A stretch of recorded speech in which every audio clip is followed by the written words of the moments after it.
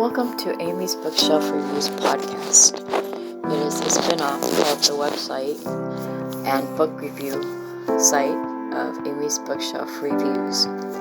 Amy's Bookshelf Reviews podcast is about book reviews, a writer's muse, a book's peruse, author interviews, and literary news. Welcome to the new year, where new things may happen with this. I hope you all enjoy, and thank you for listening. Here we go. Good evening, listeners. I'm Amy, and welcome to Amy's Bookshelf Reviews podcast. Today, we have an author joining us. Please introduce yourself and let the audience know how they can connect with you. Yeah, hi, Amy. This is Bob Freeman, and I'm a writer of science fiction. My website is www.h2liftship.com. I know it's a hard one to say, even for me. So, recently, you've been writing I guess it was the series, the H2 lift ships. And I do know that actually the 2 is supposed to be like H2O, right, kind of thing, like where lowercase 2 for hydrogen. Yeah. It doesn't always show up, but recently, your book Beyond Luna has been released on Audiobook. Why don't you tell us a little bit about Beyond Luna first? Okay, well that's the first book in the series, and I wrote it in 2021 when I just started writing them. I was 70 then, so I figured it's about time to write a book or two. It basically covers the start of the Captain Guaciela's trip on the H2 lift ship, the Luna Cola. And what they are basically hydrogen balloons that launch from Earth. They can compress the hydrogen and blast off to outer space, turning the hydrogen balloon into a solar sail. She's got a crew of mutated animals, a dog, of course, because that's the main character for me, an orangutan who works as basically a sail handler, and an octopus who are navigators for most of the ships. Octopuses are curious because they communicate with colors, and they've learned to communicate with Morse code, and they can also use a diaphragm against a sucker to speak something approaching English. And since no one can understand their color names, they all call themselves octopus. So it makes it easy to at least talk to them.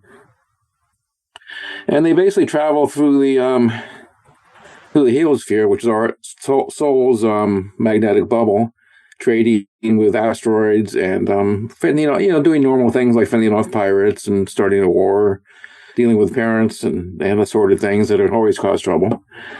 And we get entertaining stuff. We try to keep it more toward the science end of things, where we see how things work. If you lived on an asteroid, how the chemistry would work, how microbiology works, what's it like to be living in outer space with no gravity, and how you grow food and manage.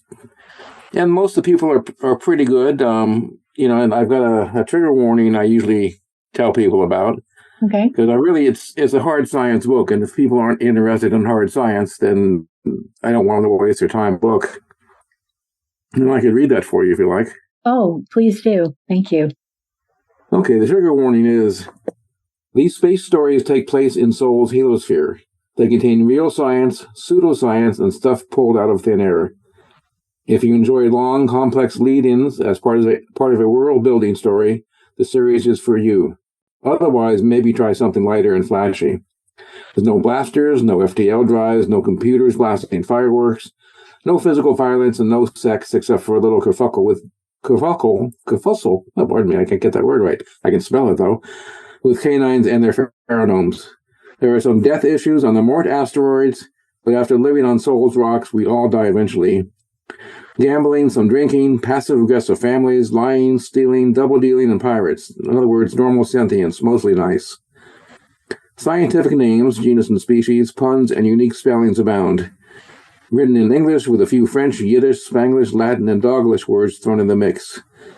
Knowledge of octopuses, color languages, and Morse code are not required, but may come in handy. And if that doesn't scare off most people who want a fantasy, I don't know what will. I mean, I love the books. So, speaking as someone who read them, and then I got to listen to the audiobook, which is also very incredible. So, I enjoyed it, but I'm not a, wasn't too much in my science that I like is more like geological and also planetary and things like that. So I find it very interesting. And I think that more science fiction books should actually have at least a hint of hard science within it. And, some may have that or, but I found that it was really interesting, and I loved the parts, I loved the characters. I loved using how you use the octopus, or I don't know, is it octopi? I have no idea. It's actually octopuses. I had to look that up myself because you don't use the Latin plural for octopuses. Okay, because I wasn't sure. I just I see octopus, I think of one, but having the thing about them communicating, and I found that interesting. I mean, the most things that I know that underwater mammals and other sea creatures, they have their own language and way of communication, whether it's sonar or just how they look at each other. I don't know, but so I love that most of your beings are, they're non-human. Yeah, I tried to keep away from the alien things, and in fact, it was written as a contrast to all the modern tropes. So there's no violence, there's no explosions. Well, there are some in there because you've got a war going on, right? But no magic. I consider faster than light drives to be magic. The transporters are magic. It's too easy a plot. Well, we get stuck somewhere. Oh, we'll fire up the transporter, and there we go. Yeah. And in my stories, they actually have to think through a problem and come up with a solution.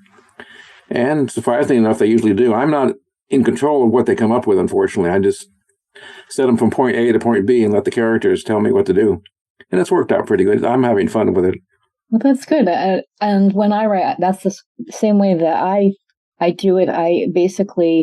I'm just like a medium for my characters just to come out on paper. If I have to stop and think about what could come next, I have to just walk away from it and then I can come back and the characters just kind of tell me what they're doing, I'm exactly. Like, they're, whatever their whim is, that's how it goes. I never know how it's going to end. Just know that the characters are going to lead me through to the end. So yeah. I really, I like it when writers admit that they do that. Yeah, and that's the fun part. I hadn't expected it. I said I didn't want violence in the book, and then they decided to have a war. So what could I do? Yeah, I had to play it through. But that's the fun part about the characters. Exactly, and like your books are the entire series that you have that have been published. They're in print, and print for like paperback, and then you have the digital format, and now you started with doing, is this your first audiobook that you have tried to put on, or the first book you've had to put on audiobook, or tried, at least attempted to? Yeah, that was fun because I found a group that would do it, and the sad part is it's not cheap. It's to do it right. You have to do it. Spend a lot of cash. There's no AI speakers in the book, although there are AI characters in the book. Mm-hmm. And I asked them to do it more like the old timey radio show, where there's sound effects in the background to keep things interesting and moving along. Because it's not just a strict reading; it's more of an old time radio show, and that's sort of what I grew up on, Jack Benny and those sort of things. And it's fun to listen to it when you have sounds coming in some different directions. Yeah. And yeah. I just sent my 5th book to the editor, and that'll be the last one in this series. And then I've got I got it's a Time Wall series, not series, but I wrote a screenplay for a Time Wall, which I sent to my producers to see if if they can find some sucker to make it as a TV show. But that one is basically asked the question of, time is constant, but what happens to the time after time passes? And I have the character going through a time wall, and that was some interesting propositions. They basically find just echoes of themselves, single seconds that stringing back through time, and they can speak to him, and they're not happy with the guy going back there. And that's sort of a fun story, but it's different from the space stories. That's sounds really, really interesting. I never thought about it that way. I mean, I've read a lot of like time travel books and stuff like that, or historical. It sends you back in time, but yeah, you don't really think about where you just were and now where you are, and if is a shadow of yourself, or maybe there is a infinite number of depending on your decisions of your own reality. I don't know, but I find that very interesting. Yeah. And again, this is I guess it's a theme with me. I wrote it against the tropes of going back in time and changing things, because you go back in time and you're stuck looking at yourself. Yeah, and you have to deal with your whole lifespan before you can go anywhere else. So it was a fun little proposition, and we'll see if it goes anywhere. Well, at any rate, I'd love to read it at some point, because it just sounds really, really interesting. I found all your work was really interesting. And I know that you had, when you talk about the audiobook and how it, is like an old time radio show. And I really like that. My dad, he was a radio guy, listener. Now he's in a memory care facility because he has dementia, but he was always, if he wanted to, he would listen to the sports games, especially baseball, or on the radio. And when he was younger, he listened to the radio shows. And then as he got older and he learned the concept of a CD player, he could order those radio shows, on CD. And he said it wasn't the same, but at least he got to, because like we didn't have all the little static and the little variances, because I think cleaning it up would make it more palatable or something like that. But I think sometimes it's listening to that static, like listening to a vinyl. When the needle hits, you get that little background. It gives you that sense of something. Of course, my dad, he thought Bob Newhart was the funniest man on earth. So I have to agree with that. He's really good. Yeah, and my first experience with radio was, as a kid, we made some little crystal radios. The ones where you basically, jury rig a small little crystal onto a headset, and you can tune it to listen to radios with nothing else, and that was kind of fun. Yeah, my dad did stuff like that too. That he admitted. Yeah, and now I'm just saying I'm old, but that's okay. Oh, well, it's I think age is relative, so it really just depends on your outlook. And I find I'm more interested in things that happened 100 years ago than, in the past year. I really, I enjoy history. I enjoy my family history more. And I just I like, knowing what they liked, what they did, things like that. My grandmother, she lived to be 101, and she always had some kind of story to tell, and it was always something different. And I would think that it would be, because you have 100 years of stories to tell, but it doesn't. It's just kind of brings up where you are, where your path is, and things like that. I grew up with a family of storytellers. And each one was in a different way where, they like to share stories and some did not. My dad was always closed off until he had surgery, heart surgery a few years ago. And the anesthetic interacted with his brain. He has had a TBI, and he was missing part of his frontal lobe and other piece due to an accident when he was a child. But the it was like 6 weeks after the surgery, and they said it would affect his memory, and it did, but in a good way. I couldn't get him to, not that I wanted to, but I couldn't get him to shut up and not tell stories. And that's funny. And I loved it because he told stories that I didn't know about. And my dad was always quiet. He's socially awkward.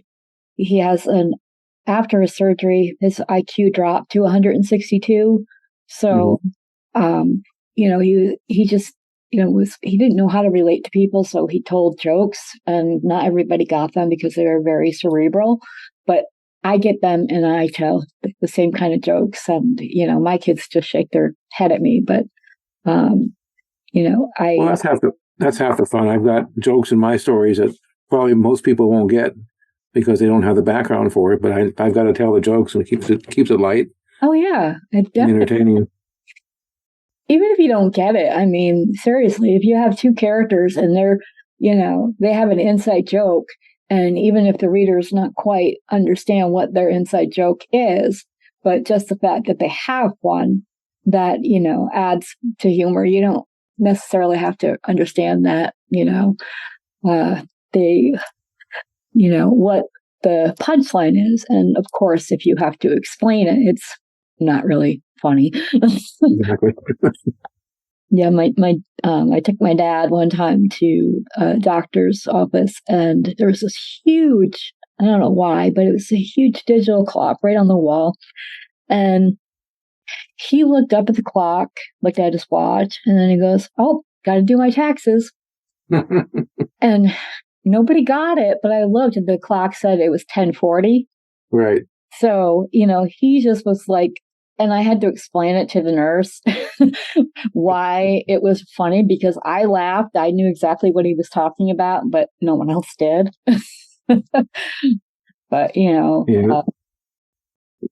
that note, I still have to do my taxes, so that's going to stop me from doing anything else for a while. It's always complicated.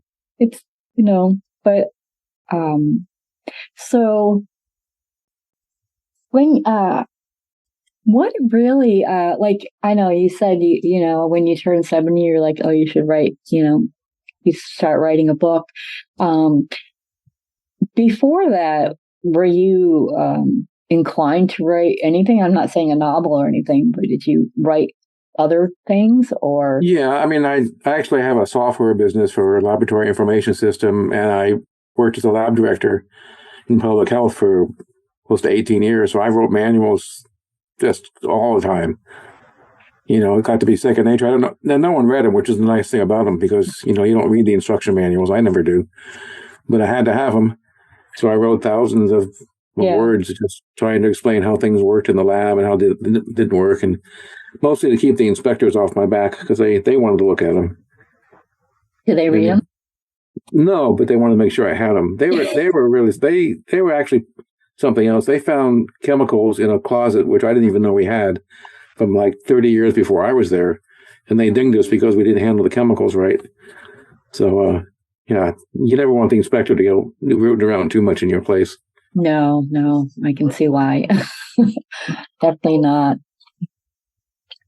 Well, yeah, the stories, the stories are written so to interest basically a 13-year-old kid, someone who's not too thrilled with all this modern science fiction, wants to do science but not sure what they're doing, and it gives them some sort of instructions in a humorous or entertaining way of what you can do with science.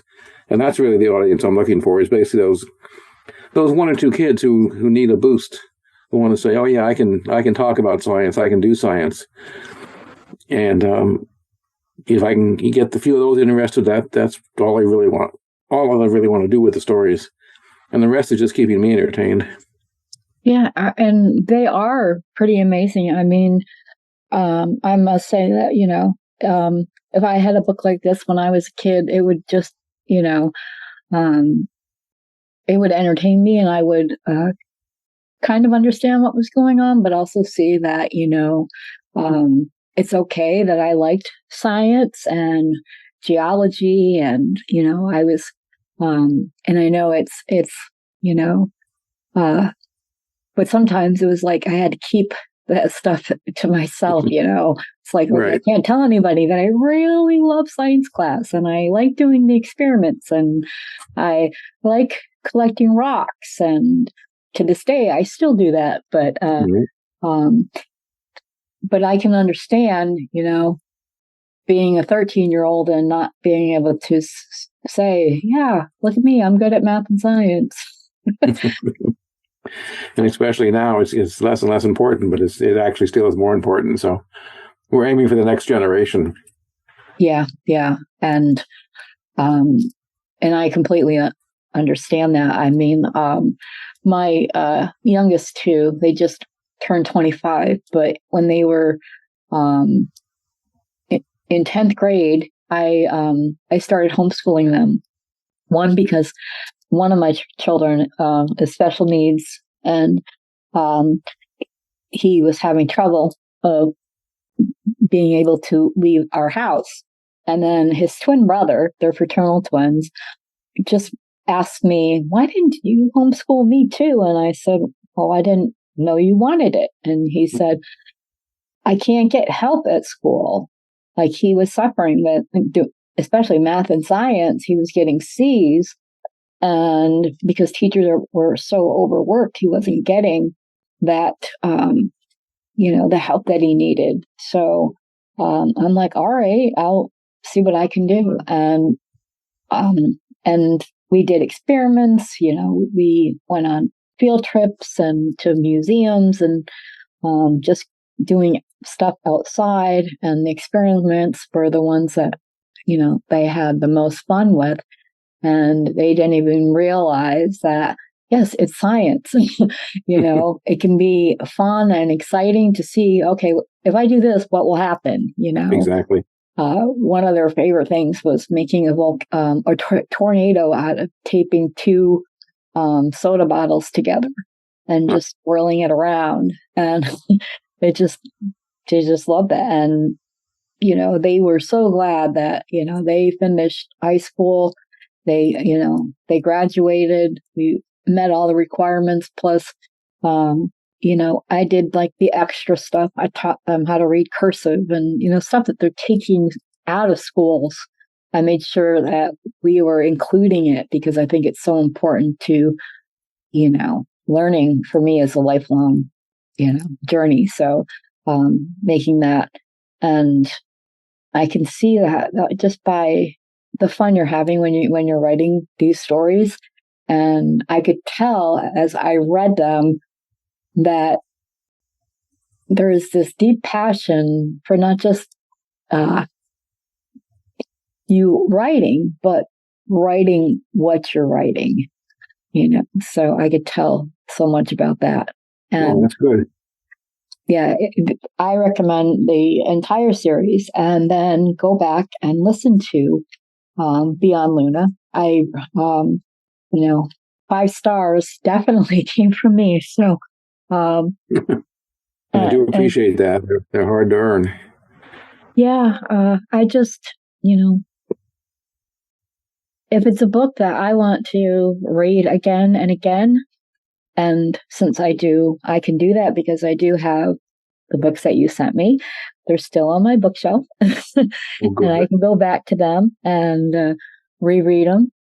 And as soon as the book comes back from my editor, the 5th volume, I'll certainly send you the one. And that one's sort of a precursor to the other books before the main character, Graciela, is even born.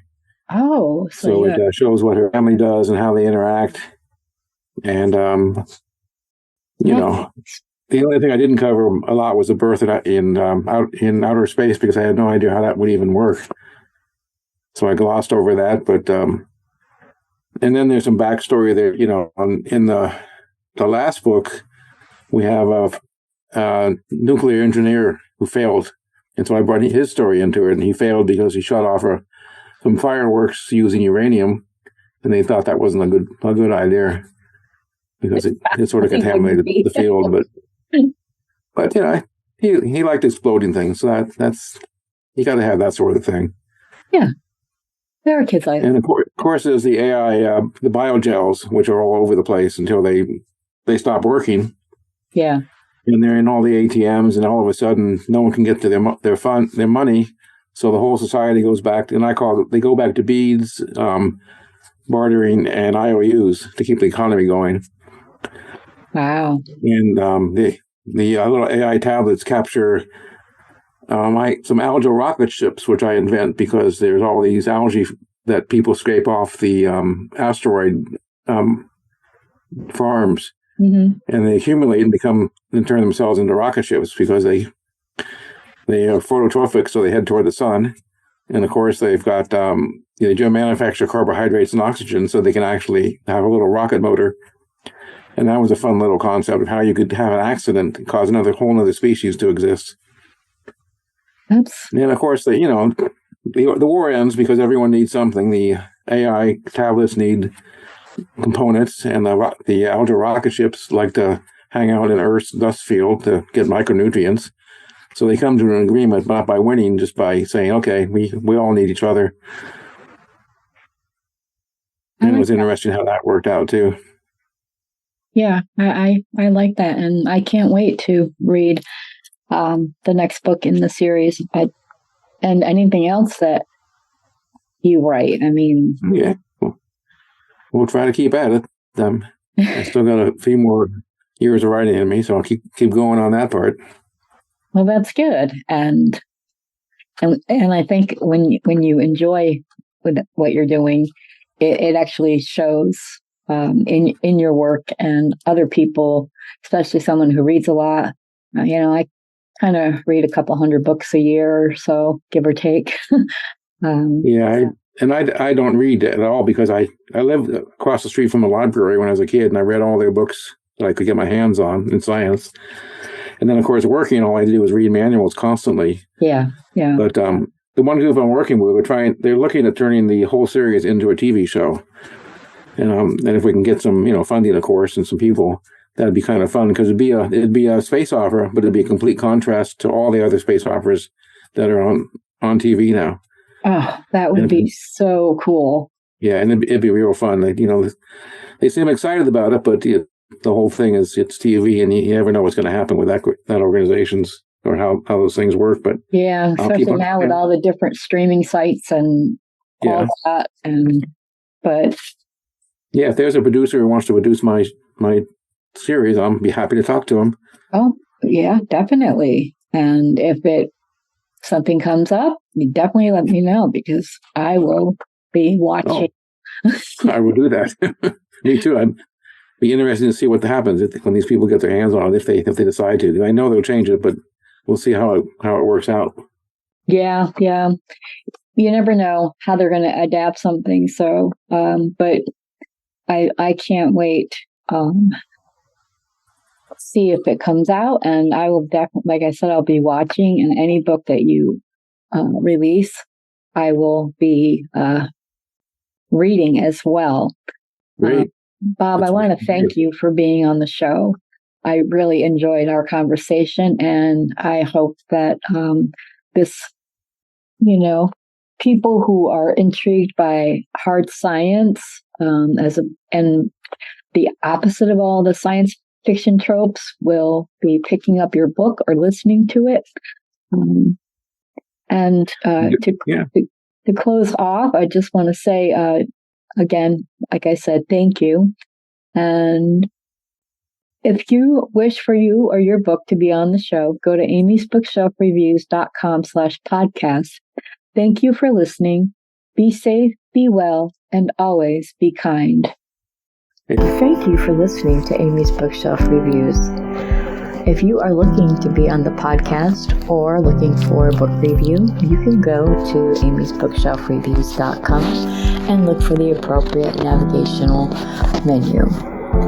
Again, thank you all for listening and being a supporter of this podcast and of the Amy's Bookshelf Reviews professional reviewers of books and audiobooks. Thank you all. Be safe and be well.